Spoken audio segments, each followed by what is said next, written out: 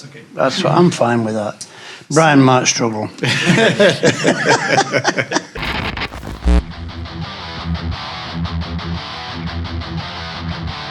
You have just finished the Carpe Diem World Tour last week. Then you will release your new record in January. Then you will tour again with Priest. Don't you guys want to rest a little bit? Well, we just finished the Carpe Diem tour and got straight into writing the new album, really, not long after we finished. In fact, we only finished last week. So, yeah, it's... No, not really. No, not really. I think the Strike While the Iron's Hot, which is a fantastic title for a song. Maybe for the next record. I must put that on my list. Yeah, Strike While the Iron's Hot, true. actually. It's And true saying. we're pretty hot at the moment, I think, so strike. What keeps you going Strike on? it! What? What keeps you going on? I think the writing the new songs really is always great, you know, because sometimes it's really difficult, sometimes it's smooth, sometimes it's a bit of both, but it's never boring. Okay. Because we're always trying to achieve something new, to make a better album. In what mood are Saxon right now? Sorry, what? In what mood? What mood is Saxon in right now? We're in a joyous mood, aren't we? Positive. Yeah, we just come back from South America, which is fantastic. We all caught COVID and flu, and Montezuma's revenge. Yeah. So, you know, we paid for it quite heavily. But, yeah, the fans were great, had a great time. Yeah, it was a great experience. So we can't wait for the March tour with Priest. Will be great. You said you wrote your last record, Carpe Diem, differently because you wanted to start writing guitar riffs first. Was it the same on Hellfire and Damnation? It's always the same. Because I'm the sort of musical director of the band, just for the sake of saying that, I'm always looking for great guitar riffs that sing. You know what I mean? The guitar riff has to have its own life there, the guitar riff. It's important to me. When I first started in bands, I was a guitar player. Not a very good one, mind, but I played guitar and I learned to play guitar. And, you know, I can play all the chords and the black notes. And so I'm really into guitar. And then I took up bass guitar, which is still difficult. But you know, I'm a guitar orientated. So for me, every Saxon song has to have a great guitar riff. We haven't always achieved it. But I think 90% of the time we've achieved that. And like the new album, you know, a couple of riffs from Brian have that quality, that guitar riff that is very memorable. You can sing the guitar riff. And then the melody comes in for the vocal and the chorus, and it's even better. And it all develops into one massive, you know, triumphant Hellfire and Damnation. You know, that's how it works, really.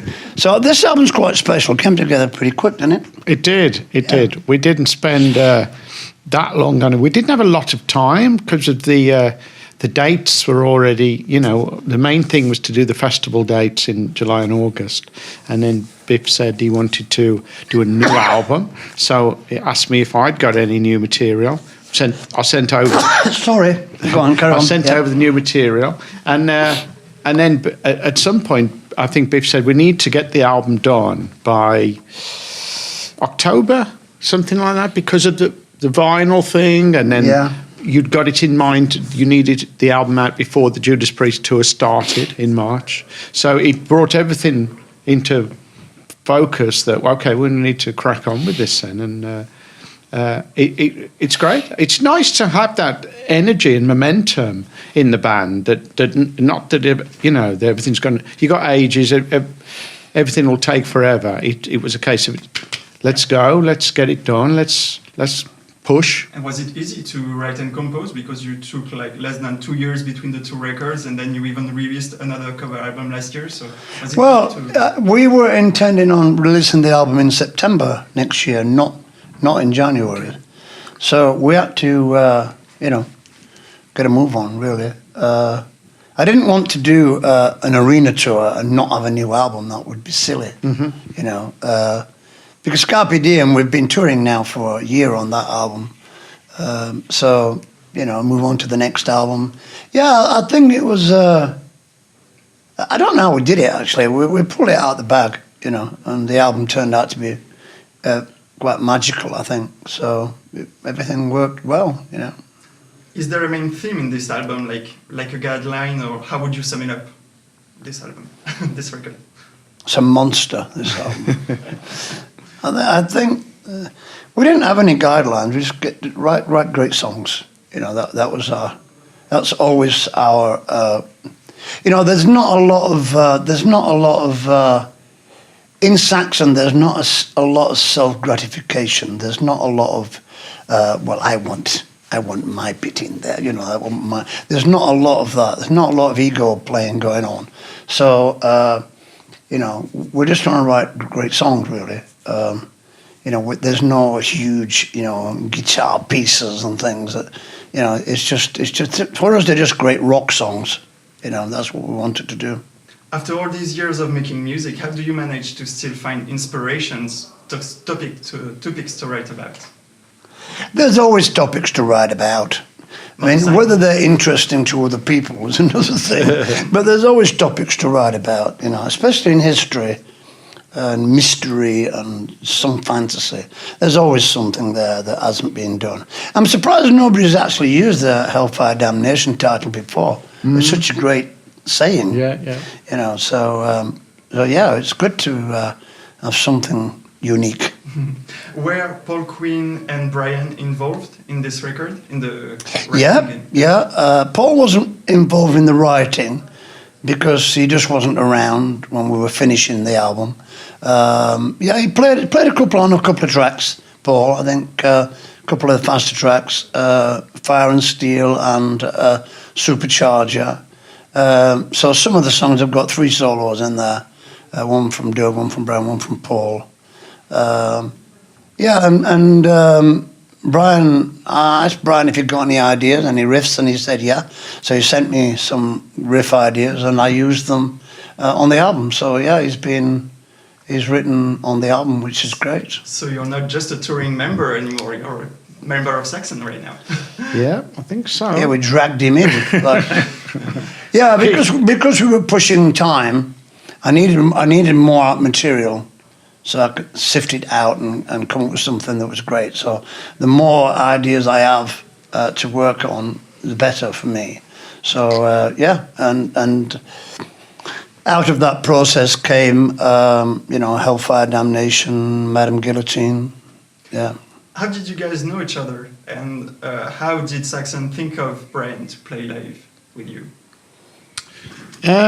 Shall I answer? Yeah. Well, we've known each other for a long time because we've done a few gigs together over the past years. I think possibly the first time we played together was 2002. We did a festival in New Jersey called Metal Meltdown 4.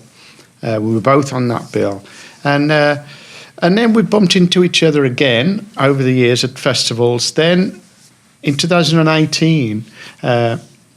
Diamond had signed to the same management as Saxon, Siren Management, and we started doing even more dates with them. And last year we did a big tour of Europe and UK, and everybody got on. Everybody would meet each other up in the catering and backstage and things like that. So I think they probably realised, nice guy, and when this thing with Paul came up, I was probably in the running for a replacement.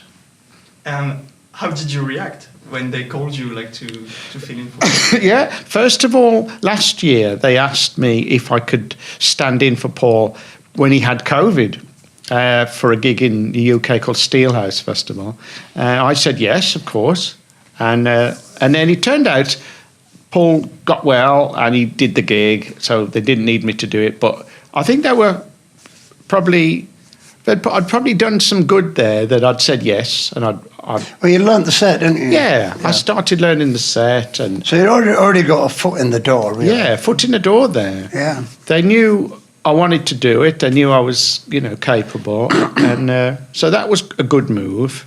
Then when I got the next call, which was March of this year, to say Paul's stepping down. Would I be interested in joining the band?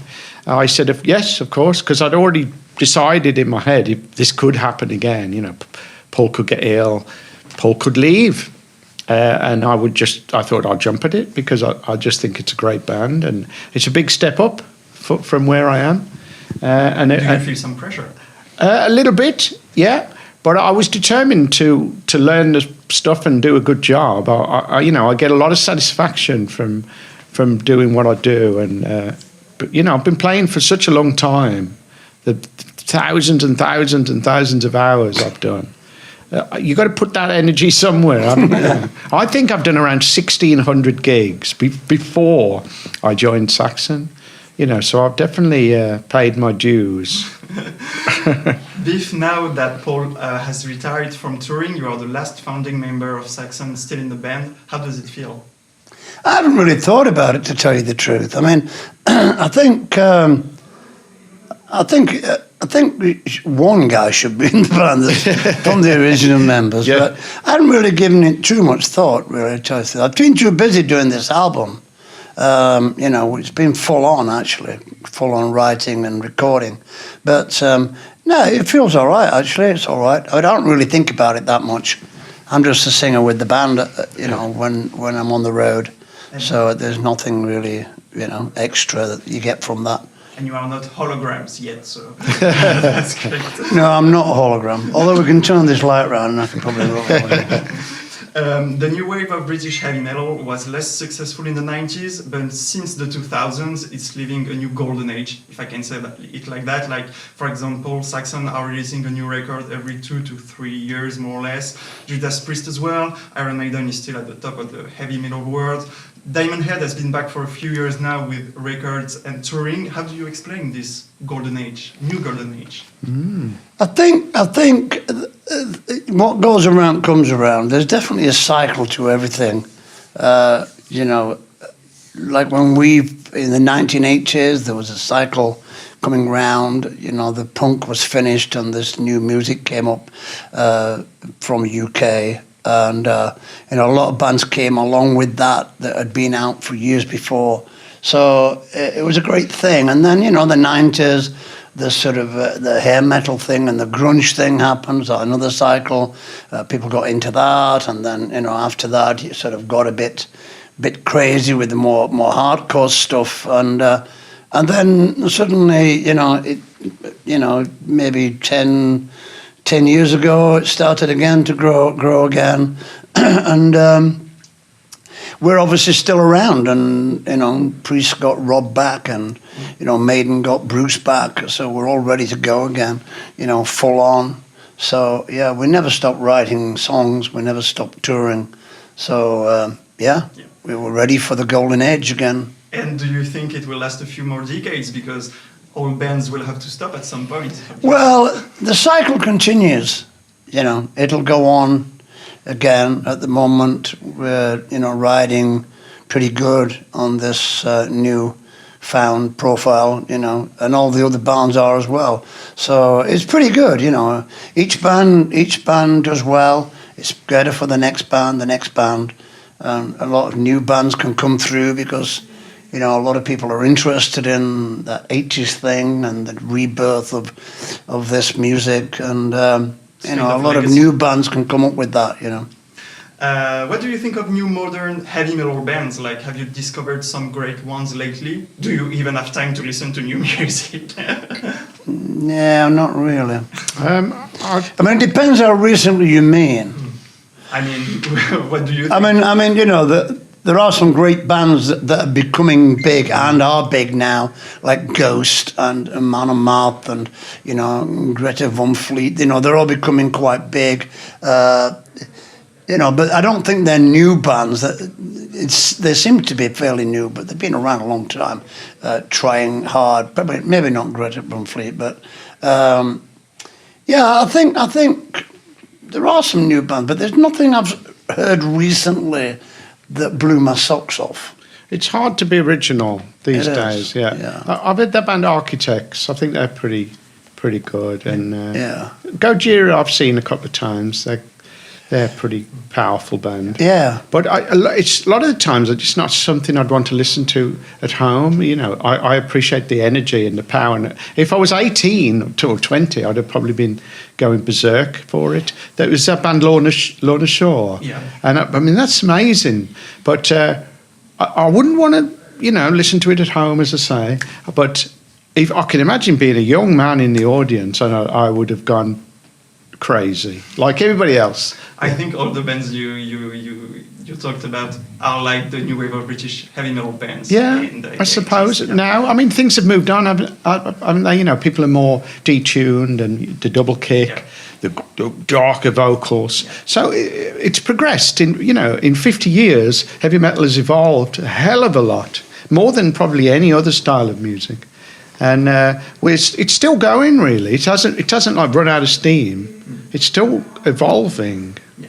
And do you think the competition in metal music is harder today than it was in the 80s? Do we think it's harder to what? The competition in heavy metal music, like between the bands, because today we have the internet, we have many bands, albums coming out. And Yeah, it is difficult. It is difficult. You know, my son is in a band. They do find it difficult to rise up above the pack. The chatter, the noise. The noise. It is difficult, and there's still a lot of luck involved in it. Obviously, a lot of talent, but I still think it's in the songwriting. I do believe that. Yeah, I agree. I think if you get one band that's got a great song that, you know, 50,000 people get on it immediately, then that's the sort of thing you need. Yeah. It's not easy writing a hit song. Yeah. Whether it be like a hardcore song or a melodic rock song, it's very hard to rise above the pack. And a lot of luck is involved, and a lot of teamwork, from managements and things. Yeah. You know. If you've got a good singer and good songs, that should be enough. Yeah. Is it hard for you to keep up touring because of age? How do you prepare yourself? What's your secret? What's the secret of your longevity? There is no secret. No. You just get on the plane, Do the work. do the work. You know. Yeah. You know, we're like old school working guys. You know, it's our job. That's what we do. I mean, the show is the pinnacle of the day. Everything else before and after that is really, just whatever you want to do. So we all work towards the show. You know. You will headline the main stage 2 at Hellfest next year. Do you think you guys are finally recognized at your real value in France? It's great for Hellfest to give us a chance to put on the big production. It's going to be great, actually. I think people haven't seen the Eagle for a long time in France, so that'll be special for them. But yeah, it'll be good. We're looking forward to it. We're doing a few of the big shows, festivals, so we're going to have to rehearse that. It's a big production. Yeah, next year. Yeah, so it'll be good. It'll be good. And I think Metallica are on the same day, so that'll be cool. We'll get a few beers with the boys, and it'll be great. What is the first album that really struck you? An oldie. The first album That really struck you, like. that caught me. Struck. Yeah, struck you. Yeah. Struck, I think he means. Yeah. All right. What's the first album that struck you? I think the first album that struck me, it's a difficult one, it's probably some obscure album. It's difficult. The first song that struck me was probably a Rolling Stones, like Paint It Black or something like that. I was, Sympathy for the Devil. I was into that sort of more darker rock thing. I used to play guitar. We used to play Paint It Black. So I always liked the riff for The Last Time. It's a brilliant great. riff. Satisfaction. But the first album for me was Led Zeppelin 2. That's the first album I ever bought, so I think I started really well there. Good quality start. I played that to death, and then the second album I bought was Machine Head by Deep Purple. So Yeah, a brilliant start. Yeah, I like Machine Every Head. track on Machine Head's fantastic. Yeah. I never get tired of that. I mean, that's over 50 years old. And It's a brilliant album. it is. Both those albums. Yeah. What is your best memory of a show, whether it was a Saxons or Diamond Heads show or another concert you went to as in the audience? It's difficult because we've done so many shows, Yeah. especially in the 80s. We were like everywhere. I mean, from 1980 to 83, we must have done like 1,000 shows or something. But I think the first Donington was quite special. You know, I think that sort of cemented our popularity. And probably showed you what was possible. Yeah. You know, you can do this. Probably, yeah. Yeah. And walking on stage in front of 60,000 people then was quite a new thing for bands. It was like a one-day festival as well. There was no camping. People came, saw the show, left. Yeah, it was a big. It was a great. It sort of cemented our position in the rock hierarchy, because a lot of bands above us, I mean, you know, Rainbow, Judas Priest, Scorpions, they'd all had albums years before, and we were on Wheels of Steel, which was basically a second album. So we were like the new guys on the block musically. So yeah, it was a great day actually. I was at that gig. I remember watching Saxon. We sat in the think you sun had your and silver- the bands played on. Your silver lycra Yeah, spandex, yeah. spandex, yeah, I remember that. And the bullet belt. Yeah. One of my favourite shows that I've ever seen was ACDC in 1977 at the Birmingham Mayfair Suite. It was only a small gig. It was about 300 people there. But I was only 17, and the energy and the power blew me away, and I've been a fan ever since. But Was that the Dirty D's Done Dirt Cheap? It wasn't. It was Let There Be Rock. Yeah, because I saw the Dirty D's Done Dirt Cheap tour Even better. before that at Sheffield University, like Right. 80 people. Wow. And UK Subs supported them. Right. Yes. band. I didn't see them. They were from the Midlands, I think, UK Subs. Yeah, it was a weird billing. Yeah. When I saw them, it was a man called Suburban Studs supporting them, who again was punk, so they'd kind of mixed up punk and rock, because ACDC was so wild, so feral, I think, that it was almost part of the punk movement, wasn't it? It didn't work though. It didn't, but No. but the energy that ACDC gave off, you know, Angus was just, I couldn't take my eyes off him, and you know, dripping with sweat and snot, and it was just magic. You guys are lucky because I didn't have the chance to No. leave this area. Well, you're of course, too as young. you can guess. You missed the moment. Yeah. What's your worst memory of a show? Oh, too many. Do you want to go for Yeah, we've had some pretty. I think actually the next Donington we did was pretty fucking terrible. Actually, we flew in from. We were on tour with Molly Hatchet, I think, or Triumph, and we played a show in Dallas and flew straight to Donington, and played the show. Completely, absolutely fucking out of our tree, you know, on jet lag and booze. Okay. And some of the equipment went wrong. Something went wrong on stage, and we didn't have a very good time. The audience were great. We went down great, but for us it wasn't our best moment. And then immediately after, we got back on the charter plane, private plane, left Donington Airfield, went back, and then we headlined a show in New York at the Palladium, That's rockstar, living it up, that is. which is where Ron Neverson came to see us. Okay, yeah. And he fell asleep in a flight crash backstage. That's just one of them stories, you know what I mean? One of my worst gigs was, we did a gig in Birkenhead called Stairways, and so somebody put pints of water on the stage, and it was a sort of wet stage, like they'd fell over, and next thing I know, I slipped over, and I fractured my arm and broke the neck on the guitar. The end went. A V? No, it was an Explorer. Oh. And it went out of tune, and I jumped back up again and tried to carry on, and the pain didn't kick in till afterwards, because I think I was going on adrenaline. But then we had to cancel the rest of the dates, and I had to go to a hospital, and I'm done. And the guitar was never the same again. So that What one year much was fun. it? That Explorer. It was a JD Explorer, so it was John Diggins who made guitars for Yeah. them. It wasn't a Gibson. It was a black one. John Birch, was it? Not John Birch, John Diggins. We used to go to John Yeah, Birch's he was place all the Midlands, time. wasn't he? He used to do Iommi's guitars. He did? We used to see Iommi's guitar all the time. Sorry. With the upside down cross? Yeah. Yeah. He made that. Nice. And he used to make Slade guitars as well. Yes. Sorry, we're Okay, transgressing. That's perfect. Yeah. That's perfect story. Like, not for you.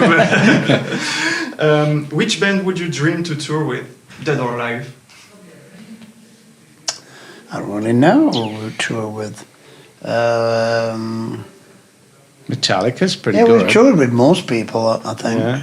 I'd say Metallica because they'd be nice to us, wouldn't they? Because they're friends, and they wouldn't dare sort of say, no, you can't have a sound check, or you can't use them lights. And I think that'd be really good fun to hang with. Yeah, Rolling Stones I'd like to go out with, that'd be good.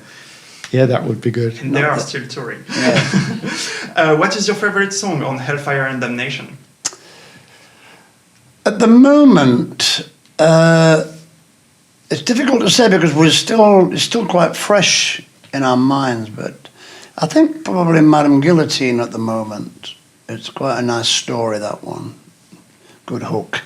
Yeah, Madame Guillotine. I think I'd say the same. That one or the title track.